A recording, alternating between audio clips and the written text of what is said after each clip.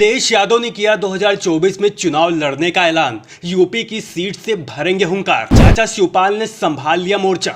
BJP की बढ़ी धड़कनें। वहीं सीएम योगी ने बनाया प्लान। आकाश आनंद को उत्तराधिकारी घोषित करने को लेकर मायावती पर चंद्रशेखर आजाद ने जो कहा वो बीएसपी को बहुत चुभेगा। उत्तर प्रदेश में आगामी लोकसभा चुनाव को लेकर तमाम राजनीतिक दलों ने अपनी तैयारियां तेज कर दी हैं। समाजवादी पार्टी भी अभी तक इंडिया गठबंधन के साथ जाने का संकेत दे रही है, लेकिन पार्टी ने गठबंधन में सीटों पर बात बनने से पहले ही अपने कुछ बड़े चेहरों की सीटें तय कर दी है, जिनमें पार्टी प्रमुख अखिलेश यादव का नाम सामने आ रहा है। लेकिन उससे पहले आपको बता दें, सपा ने साल 2019 के लोकसभा चुनाव में 5 सीटों पर जीत दर्ज की थी।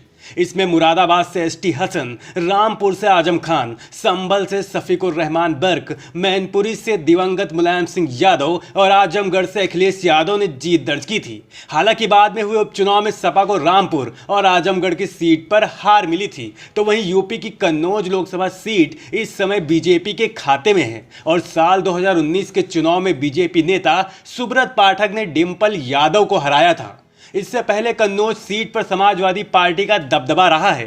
अगर कन्नौज सीट के पुराने नतीजों की बात की जाए तो इस सीट पर सपा संरक्षक दिवंगत मुलायम सिंह यादव, सपा मुखिया अखिलेश यादव और उनकी पत्नी डिंपल यादव भी चुनाव जीत चुकी हैं। अब देखना यह है कि अखिलेश इस सीट पर चुनाव लड़ते हैं तो क्या वह इस सीट को सपा की झोली में फिर से डाल पाएंगे या फिर नहीं, क्योंकि समाजवादी पार्टी नेता शिवपाल यादव ने अपने भतीजे और सपा मुखिया अखिलेश यादव के लोकसभा चुनाव लड़ने को लेकर बयान दिया है। सपा नेता शिवपाल यादव ने बताया कि पूर्व सीएम अखिलेश यादव कन्नौज सीट से लोकसभा चुनाव लड़ेंगे और उनके चुनाव प्रचार के लिए हम वोट मांगेंगे। इसके साथ ही सपा नेता शिवपाल यादव ने कहा कि लोकसभा चुनाव में इंडिया गठबंधन और पीडीएम मिलकर बीजेपी को जरूर हराएगा।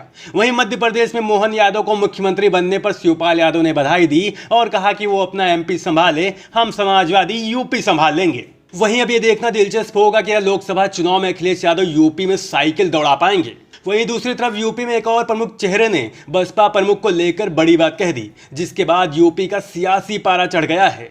पूर्व की भीम आर्मी और अब की आजाद समाज पार्टी के संस्थापक चंद्रशेखर आजाद ने बहुजन समाज पार्टी की मुखिया मायावती पर बड़ा हमला करते हुए कहा कि अब बहन जी राजनीतिक रूप से कमजोर हो गई हैं।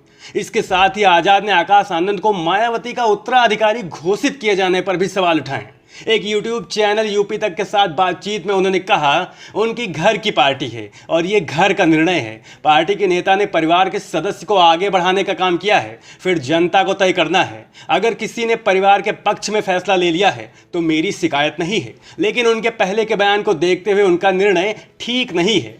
चंद्रशेखर आजाद ने सवाल करते हुए कहा, बहुजन समाज पार्टी में काशीराम ने इतने नेता तैयार किए हैं, खुद बहन जी को भी तैयार किया, लेकिन बहन जी समाज में एक भी नेता नहीं तैयार कर पाई जिसको जिम्मेदारी दे सकती थी।